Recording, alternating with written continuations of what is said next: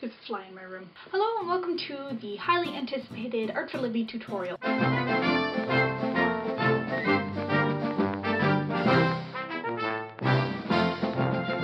highly anticipated tutorial nonetheless. So this tutorial is actually going to be about one of my favorite things to do, which is drawing.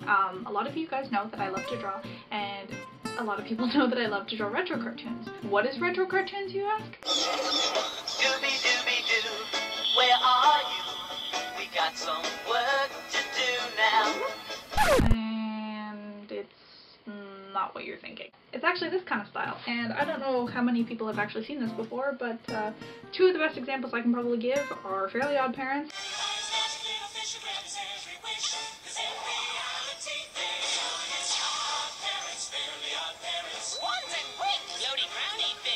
and Danny Phantom.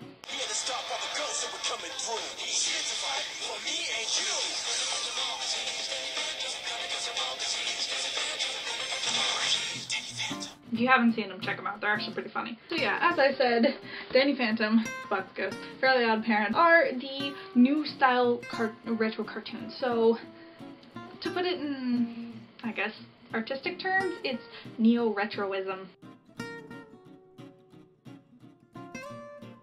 Neo-retroism has a nice ring to it. So I've decided to teach you guys how to draw like that, because personally I think I'm getting pretty good at it. I'm able to draw without a reference picture now, so I'm so proud of myself. For those of you who have no drawing experience, just follow along the best you can. I'm giving a basic overview of how to draw. I mean, it's not going to go too into detail. If you want to get into more detail, then seriously buy this book, because this book is really good. No, I'm not paid to promote this book, but this book is actually really good. Woohoo! So with the style of neo-retroism, we need to consider three things, and that is the head, the torso, the bottom. And I'll go over those in each individual steps, but the main thing you want to consider is who are you going to draw? Personally, I don't like how I turned out, how I drew myself the first time, so I think I'm going to draw myself. So the first thing you want to do is look in the mirror and start making expressions. The human face is actually pretty amazing when you think about it. There are so many muscles that cause you to express your feelings. No other animal can do that. I mean, yes, dogs have expressions and lizards have expressions. She has them, I swear. They're there. It does take a while, but I mean, think about it basically. First of all, you've got happy, sad, angry, cute, not so cute, contemplative, flirtatious, boredom, tired, shocked, nervous, shy, bubbly, and finally, duck face. Basically, after you've decided on an expression, think of posture. Is your character going to be sitting or standing? Dancing? Twirling? Jumping off a cliff? So after you've decided kind of who you're going to do and what you're going to do, think about the picture in your head. Not a lot of people have the ability to picture something in their head and just draw what they see in their mind, but it's pretty good reference. The mind is a pretty powerful thing. So now I'll narrow it down to the three basic parts. So the first thing we're going to talk about is how to draw the head. Drawing the head is pretty easy. All you gotta think of it is an egg. Literally. Egghead. See? Get it? Egghead?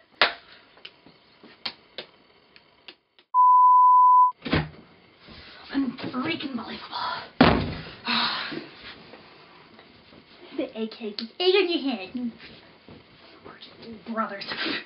Great. I have to do the rest of my video with my hair like this. Oh, wait a second.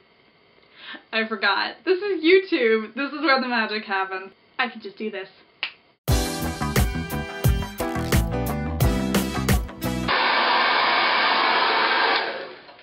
Okay, I'm done. Promise. But in all seriousness, yes. Look at his neck. Egg. Very wide at the top and very skinny at the bottom. Much like the human head. Not, of course, my human head. I mean, considering I've got a very round face, or even a square face. I've never been able to tell. You basically want to start off drawing your head like an egg. So first thing you're gonna start off doing is drawing a circle. Little known fact, I don't eat eggs. Gross me out. The circle, of course, doesn't have to be perfect, but at least make it recognizable. If you are artistically challenged, trace something round like a cup or a coaster. This becomes the base. We can then begin to draw in reference lines that indicate where the eyes, nose, and mouth are going to be, and also begin building the features like the chin and forehead. Use a mirror for guidance to rough out the shape of the head. We could then begin to add details like ears, which are much lower on retro heads than in real life, and the placement of the neck. The actual face, the eyes, nose, and mouth come next. Noses and mouths are very simple. There's not much to tell you about here. Female characters almost always have lips, and sometimes the mouth and nose can just be all one line. Remember to look at your own face and keep it simple. Eyes are the most important part. Be sure to make them the focal point.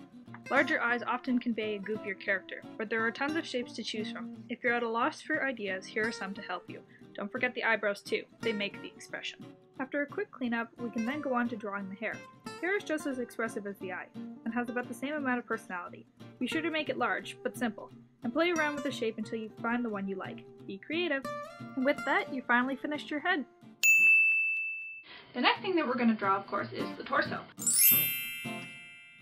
Now, the torso really depends from basically on gender and the size of the person. If you've got a really, really skinny guy, he's just going to basically have a very square, skinny body.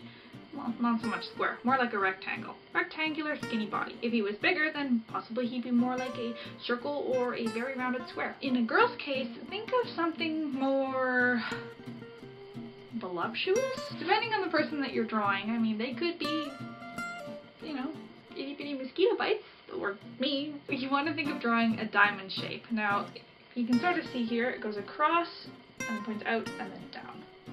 Kinda. Not realistically speaking, but in normal retro cartoons, that's how they draw women. But hey, diamonds are a girl's best friend. Because I wasn't 100% sure on filming for this episode, this part's a little hard to see. I started out roughing in where I wanted my torso to go with lines. When drawing things like arms, use circles to represent joints, and again, play around with placement. When you're happy, rough in the body shape. Remember the rectangle or diamond shape for the chest, depending on gender. Rectangles for boys, diamonds for girls. So in overview, use circles and lines for limbs, a diamond or rectangle shape for the chest, and never let your brother crack an egg on your head, unless you like living with the smell for 4 days. Now, the third and final part of the body is very, I suppose, simple to draw. In comparison to the others, of course. Again, it depends on if you're drawing a male or female character. If you're drawing a male character, you're going to draw a very straight body.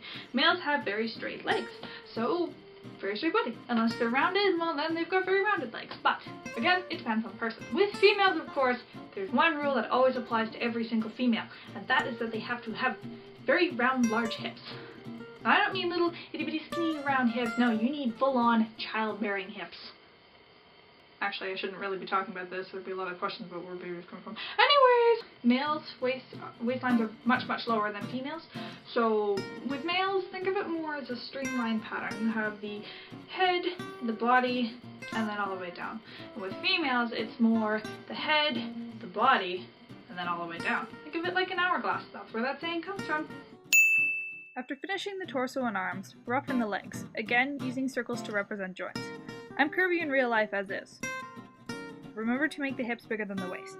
Normally, the body shape is more angular in retro style cartooning, but here I drew myself very rounded. Try both styles and see what you like best. I then drew in smaller details like the hands. I won't go into as much detail with them, since they are my weakness. All you need to know is that women's fingers are tapered, and both 4 and 5 finger hands are acceptable in the retro world. After another cleanup, I decided to add text. Be sure to make it legible if you decide to do the same, but don't let it overtake your art. And there you have it. Your rough drawing is now complete. So now that we've got our, pencil drawing all finished here, and boy does it look lovely. Again, note the size of the head, the very voluptuous body, and those childbearing hips. There are 2 more steps that we need to do after this has all been done. So the next step we've got to look at is inking.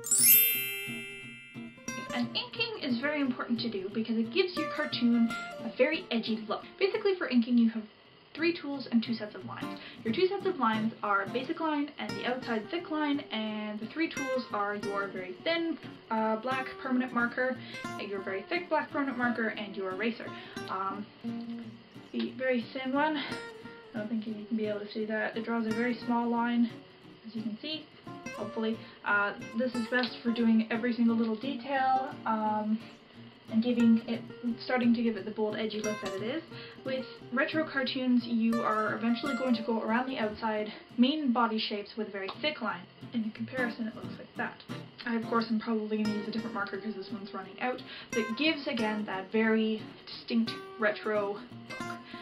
If you watch an episode of Fairly Odd Parents or Danny Phantom, you will notice those sort of things are coming out. And last but not least is the eraser, and this is used to get rid of all the pencil lines that are originally there and clean up your work so it looks really nice. It's very important to have a really good one of these. Don't get one that'll smear the ink. Also, to make sure that it doesn't smear the ink while you're working, even if you have a really good eraser, be sure to let your ink completely dry for at least 10 minutes. And basically, all you're going to do is you're going to perform the KISS operation. And the KISS operation is not that kind of KISS. It essentially stands for Keep It Simple, Sister. Or to some people, Keep It Simple, Stupid. Woo! And the ink doesn't have to just be black either. Like the blue marker I used here for the text, color often adds a lot of interest and variety to your picture. The same technique can also be applied to character drawings, but I'd personally save this technique for another time, maybe after you've had some more practice. For now, keep it simple and work with black. Inking in general is actually very simple. Just go over your rough sketch with a thin black marker, then the main body shapes like the hair and outline with a thick black marker. Something I really should have done from the start was not draw my picture on a vertical surface. It skews the perspective of the drawing and makes it harder to ink because the inks don't run properly. Draw on a horizontal or angled surface for ease. To keep the ink from smearing, don't drag your hand over the freshly inked part. Instead, wait 5 to 10 minutes or turn the page you're working with away from your hands and arms. And now you're ready to color. Just a quick tip on coloring. It doesn't have to be three-dimensional at all. Retro is supposed to look flat. In fact, the flatter the better.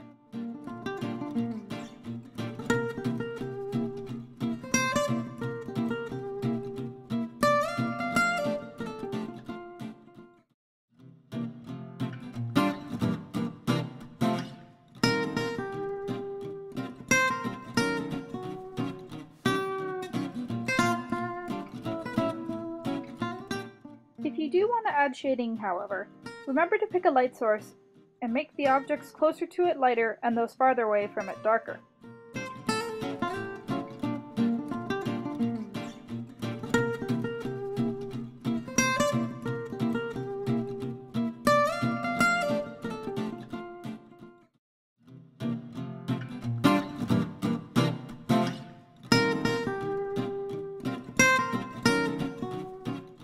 Make the colors unique to you to create a final, spectacular drawing. And now you're done, finally. There's one last thing you need to do though that's very, very important, and that is always sign your work. It's very important that you sign your work. Why? Because if you become famous, this is worth a lot of money. Well, not only. I mean, you should be proud of what you did. You worked very hard, and now you have a gorgeous picture to put it out. So, I think that's pretty much it. I'm probably just gonna cut this down and then keep it on this wall, so that way it'll always be behind me when I'm filming my next couple of videos. So thanks a lot for watching. If you guys want to leave me a video response of you drawing yourself, I'd love to see them, and I would happily feature them in a viewer response video. Unfortunately, I don't have enough comments or anything like that to do that, but hey, if you guys are all for it, then go right ahead. Send me some pictures, send me a video of you drawing yourself, or drawing a person or some sort of mythical creature or something. You're doing such a great job, I'm going to throw in an additional video. Now this video is not in the continuation of this, so you don't have to wait till the end or anything like that, but if you click this box right here, it's going to take you to my very fun, goofy video that I love to see some video responses on. So give me a shout, comment, like, favorite, whatever, subscribe if you haven't, and thanks again for watching. See you later guys, bye!